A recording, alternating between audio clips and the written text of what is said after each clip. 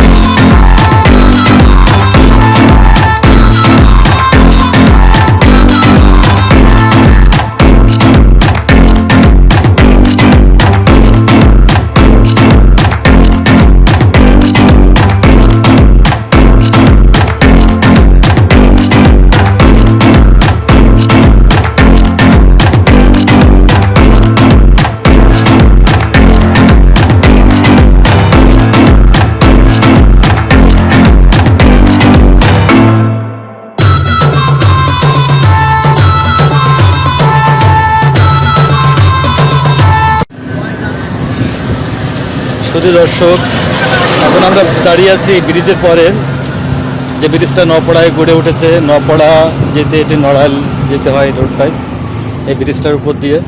এখনও যেহেতু বাস চলাচল করে না, ছোটোখাটো গাড়ি এখনও চলাচল করে। আর আপনারা আসবেন, এখানে জায়গাটা সুন্দর। 1.5 কিলোমিটার দীর্ঘ এই সেতু, সৌন্দর্যপূর্ণ এলাকা। আশেপাশে পরিবেশ অনেক সুন্দর, পাশে নদী আছে, অনেক জাহাজ দেখতে পারবেন, কলকারখানা আছে। কলকারখানার পাশাপাশি যে এত সুন্দর একটা ব্রিজ মনোরম পরিবেশে আসলে গড়ে উঠতে পারে, এটা আসলে আসলে অনেক অনেক ধন্যবাদ বর্তমান এখানে যারা রাজনীতির সাথে জড়িত, তাদের উদ্যোগকে। ডিজিটাল শহর হিসেবে যশোর গড়ে উঠেছে একটি সুন্দর একটা ব্রিজ, আপনাদের এতক্ষণ দেখালাম। দর্শক, আমরা আসছি নওপাড়া পীর সাহেবের মাজারে। মোহাম্মদ আলী শাহের আনিস, তিনি ইরান থেকে আসছিলেন আমাদের দেশে, যশোর নওপাড়ায় আসছিলেন ইসলাম প্রচার করার জন্য। ইনি আসছিলেন, দীর্ঘদিন এখানে ইসলামের কাজ করেছেন, ইসলাম প্রচার করেছেন। তাদেরকে আসলে আমাদের স্মরণ করা উচিত, তাদেরকে উদ্দেশ্যে তিনারা দেশে আসছেন।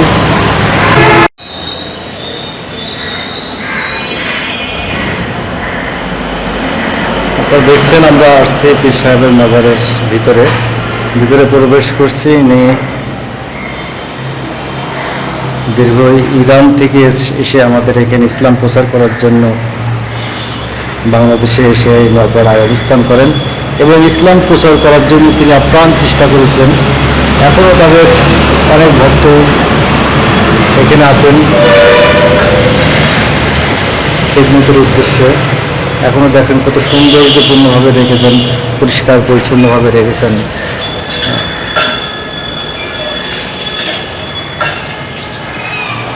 আমরা ভিতরের অংশটুকু আপনাদের দেখাচ্ছি,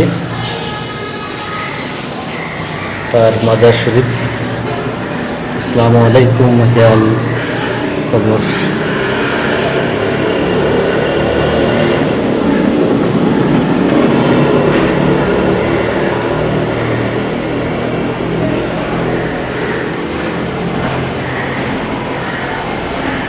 দেখছেন ভিতরের অংশগুলো, আপনারা দেখছেন।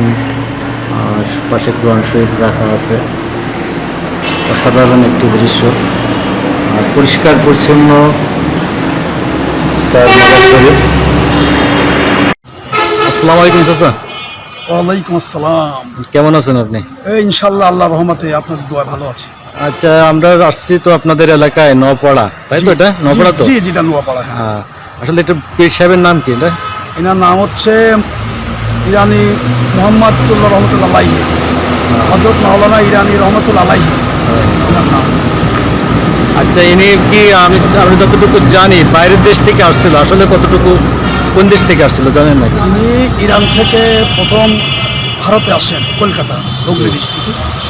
সেখান থেকে ইনি আগমন করার পরে বাংলাদেশ থেকে খুলনা ডিস্ট্রিক্টে আসেন এবং খুলনা ডিস্ট্রিক্টে এসে তিনি প্রধানত আলাইপুর স্থাপন নেন এবং সেখানে বাড়িঘর করে কিছুদিন থাকেন। তারপরে দীর্ঘদিন পরে ইনি এক টানে নোয়াপাড়া উভয়নগর থানা এখানে বাড়ি প্রতিষ্ঠান করেন। এবং যখন ইনি আসছিলেন তখন এখানে প্রচুর জঙ্গল ছিল, চতুর্দিক থেকে জঙ্গল থাকতো। তারপর উনি আসার পরে এবং আশেপাশের লোকজন সহযোগিতায় আস্তে আস্তে খনন করে ইনি একটা বাজারের মতন সৃষ্টি করেন, ইসলাম প্রচার করে ইনি একটা স্থাপন করেন। আসলে আমরা তো নবী রাসূল দেশে পাইনি, এই ধরনের পীর সাহেব বিভিন্ন সাহাবীগণ এভাবে এসে তো আমাদের দেশে ইসলামটা প্রচার করেছে। এটা আসলে এনাদের অবদান অনেক, ইসলামের জন্য অনেক। হ্যাঁ, যাই হোক, ধন্যবাদ। আপনি এখানে কি দায়িত্ব আছেন? আমি এখানে দায়িত্ব আছি যে মানুষ যারা আসে তাদের খাদেম যারা বলে তাদের খেদমত করার জন্য আমি দায়িত্ব আছি। এখানে কোথা থেকে লোক আসে? এখান থেকে বিভিন্ন জায়গার থেকে লোক আসে। এখানে বাংলাদেশের আমার চিটাগাং থেকে লোক আসে, আপনার ঢাকা থেকে লোক আসে, খুলনা থেকে লোক আসে, এমনকি ভারত থেকে লোক আসে। এখানে তদবির দোয়া করবে নিয়ে যায়। আসলে তদবির দেন আপনার কতটুকু কাজে লাগে কিনা বা কি বিষয়? এইটা ব্যাপার হচ্ছে কি, এটা কোরআন আয়াত দ্বারা বিশ্বাবত দোয়া করে দেন এবং ভালো করা মালিক আল্লাহ। আমাদের বিশ্বাস, আধ্যাত্মিক বিশ্বাসে পরে মানুষ সেখানে আসে, তাদের বাপদাদার খেদমতে এভাবে দোয়া খায়ের করে দেয়। ভালো করে আল্লাহ পাক সেবা করে ইনশাআল্লাহ। জি ইনশাআল্লাহ। ঠিক আছে চাচা, ভালো থাকেন। হ্যাঁ, জি জি জি। দেখতে পাচ্ছেন। আর এখন আমরা যাব চেঙ্গুটিয়া। চেঙ্গুটিয়া নামে একটা জায়গা আছে যেখানে কাশফুলের সমাহার, যেটা বলে কাশফুলের সমাহার দেখাবো।